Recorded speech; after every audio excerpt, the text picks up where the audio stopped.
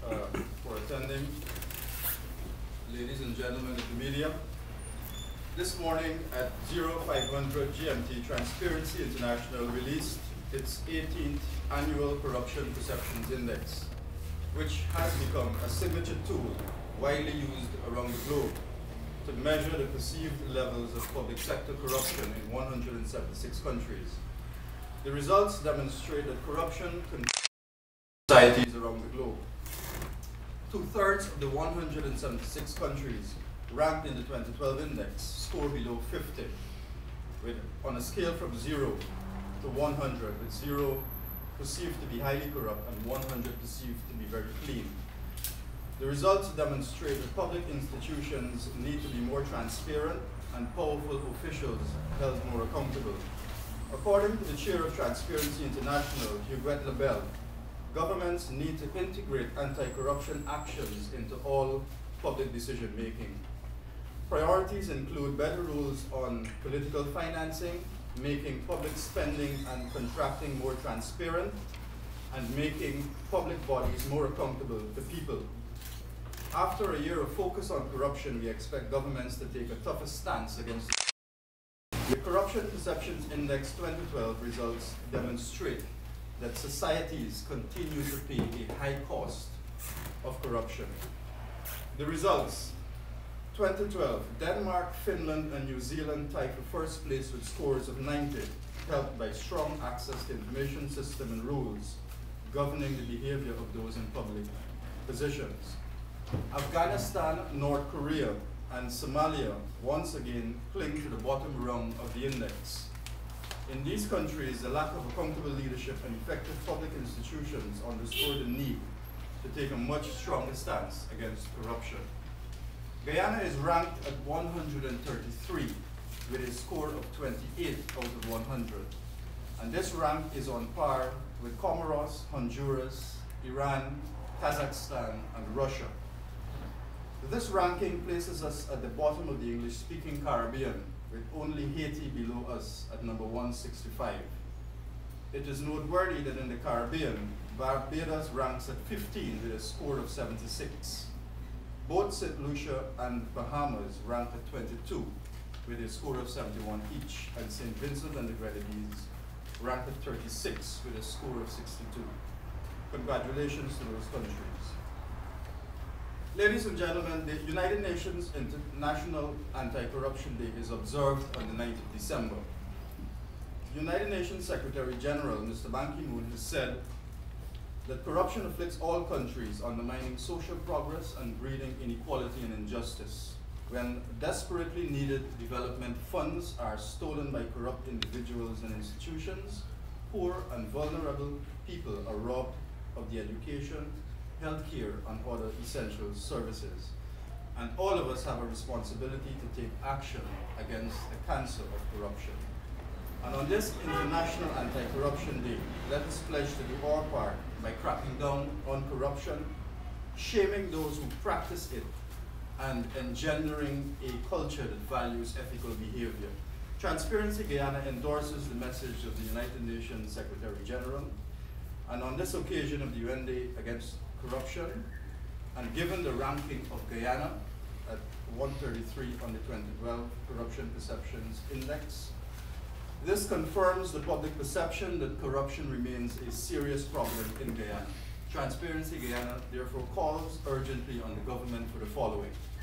1, the urgent appointment of members of the Integrity Commission who are competent and independent enough to scrutinize the financial disclosures of politicians and bureaucrats, and with adequate staff and resources to ensure the Commission can adequately fulfill its mandate. We recall on June 14, 2012, the Honorable Prime Minister Samuel Hines declared that new members of the Integrity Commission could be sworn in within a week. This has not happened.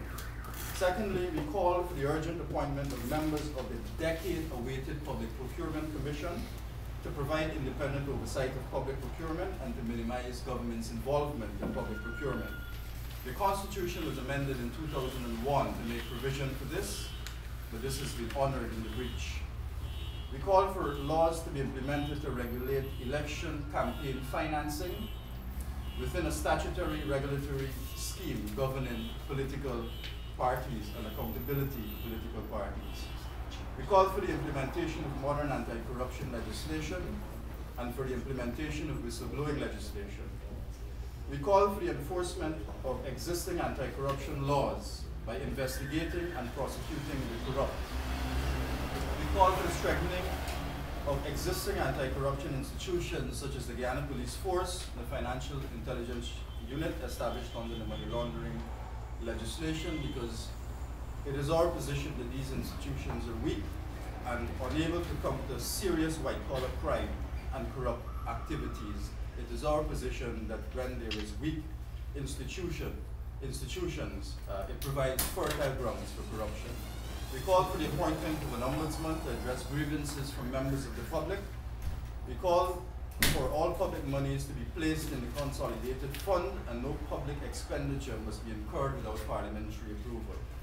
We call for appointments to public offices to be advertised and to be made with due regard to technical competence.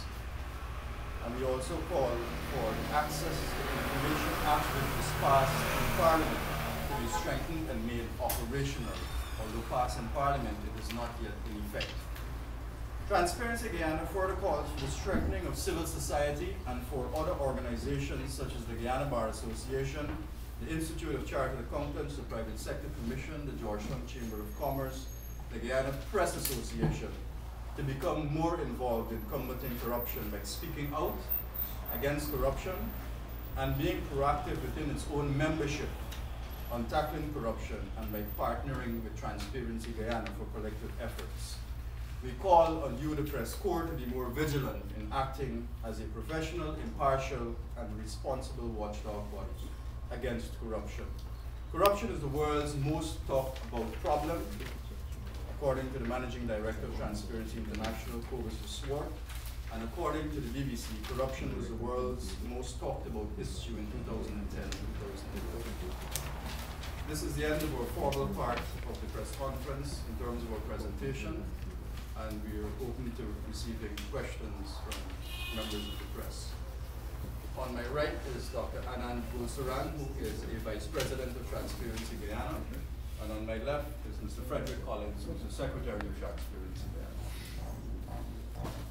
And we're available to take your questions. Yes, sir. These reports have been coming out ad infinitum. Yet there seems to be they seem to have no impact. The situation remains. And I'm tempted to ask, what is the purpose of identifying corrupt societies when there are no changes? Well, Transparency Guyana has a mandate. Our mandate as the National Contact of Transparency International is to become an advocacy body to lobby for changes and to highlight not only what corruption is in terms of breaking it down for ordinary citizens, in terms of defining it, how you understand it, but empowering ordinary citizens to understand the effects of corruption and how they can play a role.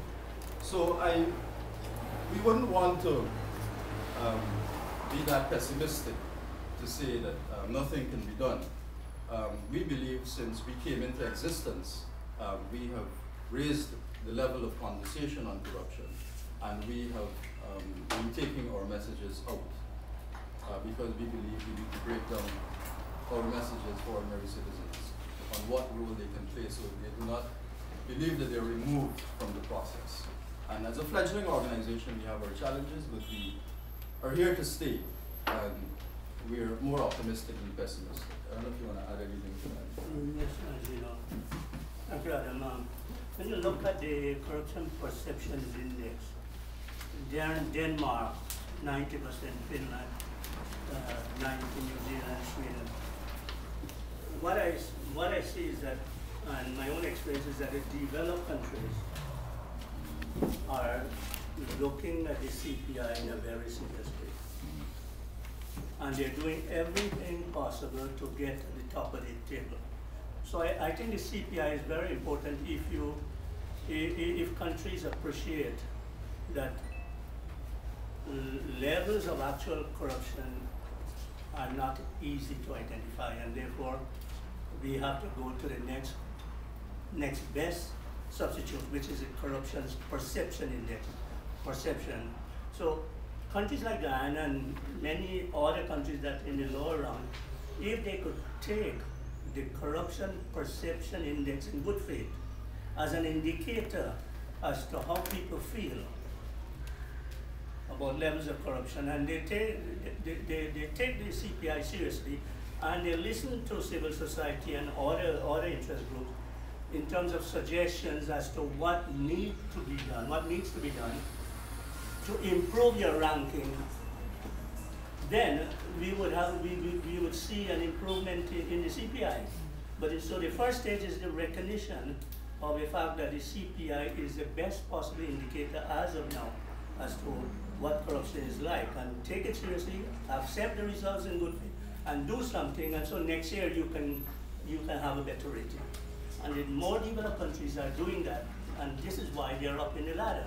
I'd just like to add two things to that. One, in the Caribbean, we're seeing improvements. Barbados, St. Lucia, the Bahamas, Dominica, we're seeing improvements in those countries. We would like to see improvements in Guyana.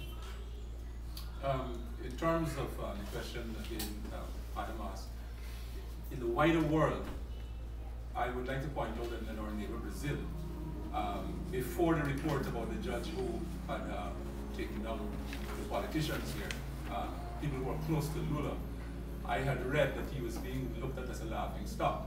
So things could change dramatically when people begin to pay attention to them. You know, why I ask that question is, would such rankings have an impact on international lending agencies? Generally, people put their money where they feel they get the best value. So that was really the key. Right. Well, of course, you know, we can't speak for the agencies, but we know the seriousness that the index is taken with by many institutions, multilateral institutions inclusive, but also businesses. We know that huge corporations who want to invest in countries are interested in the perceived levels of corruption, and we know that they consult the index every year to see how countries rank when they think about traveling to a country to do business. And we have heard this from companies themselves that they check.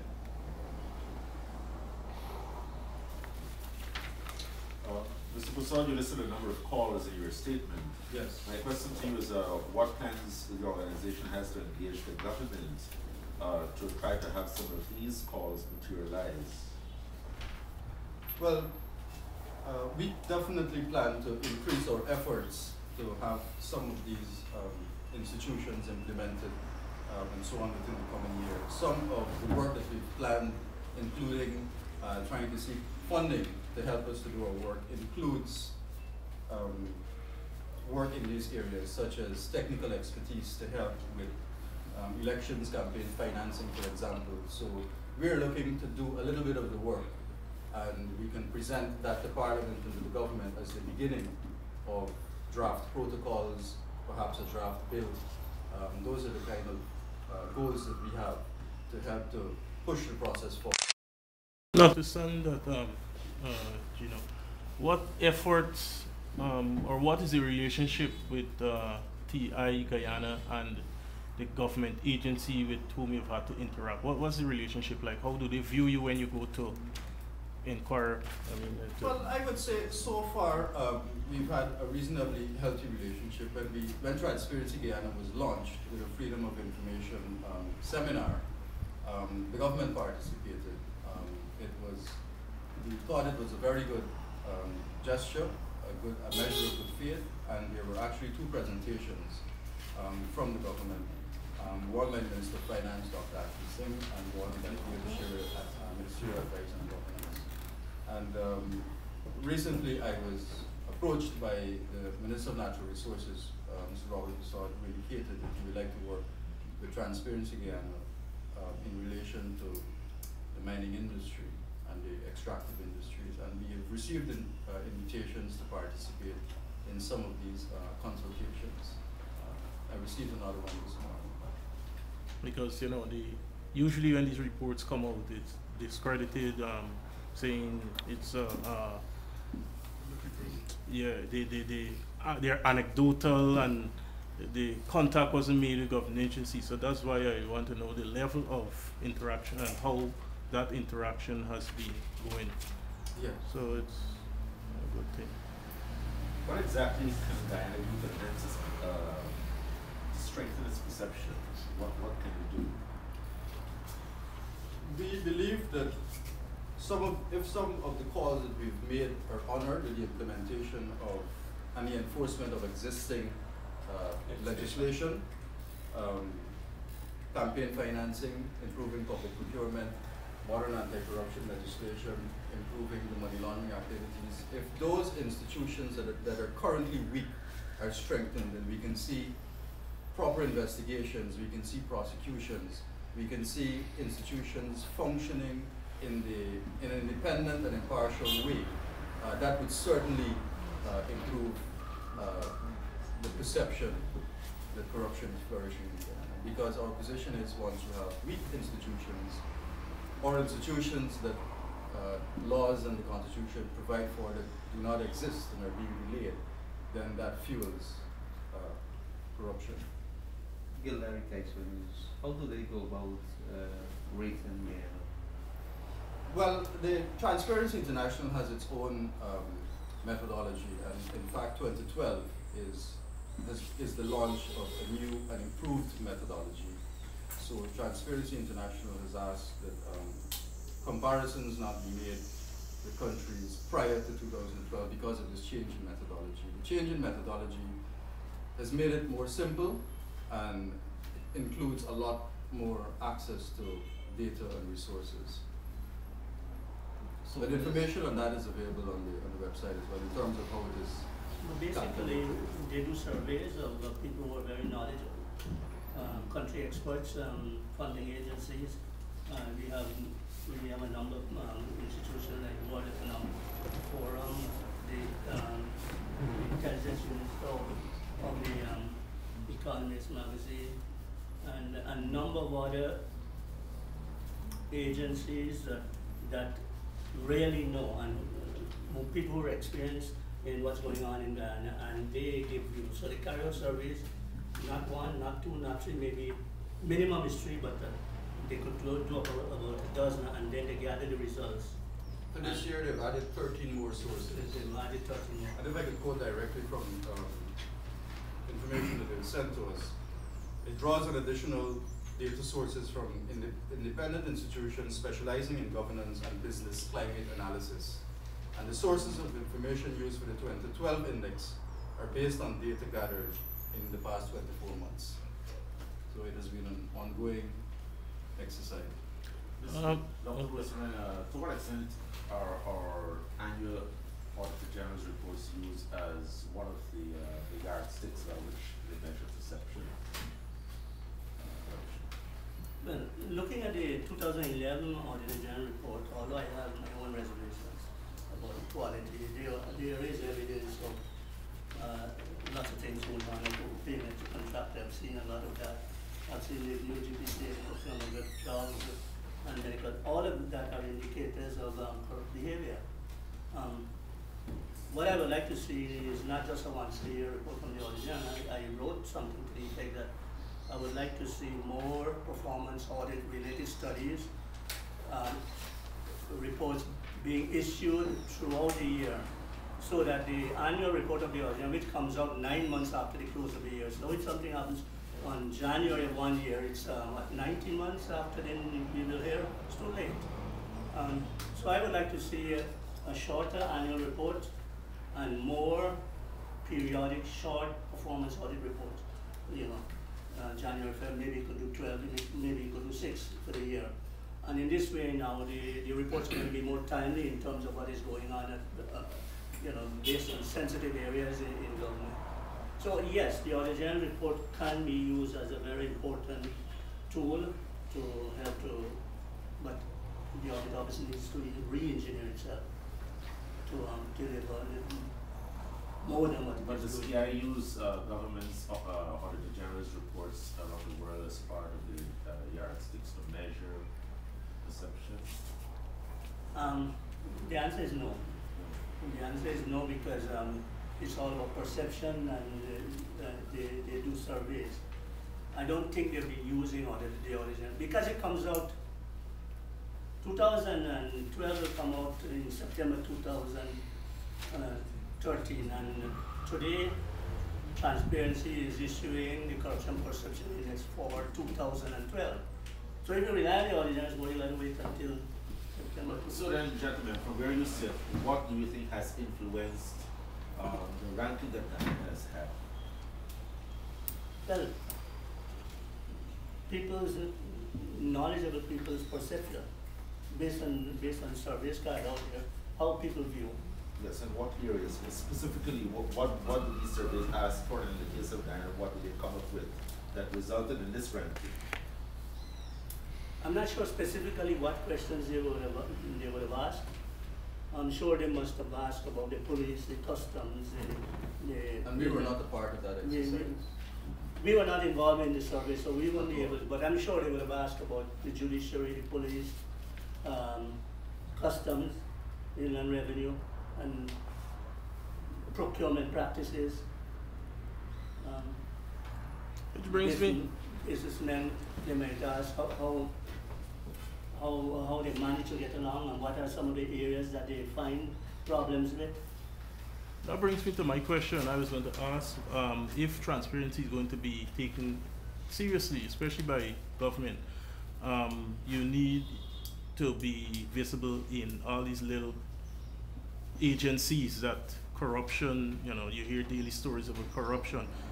When people go to transact business and they have to do things outside of the prescribed, what plans does Transparency have to increase its human resources support to accommodate all of those different, there's a lot of agencies you would have to cover to really present a credible report, but now, based on what Dr. Gosran is saying, you're not sure exactly what they ask and who they ask what. That is because we are not involved in the process.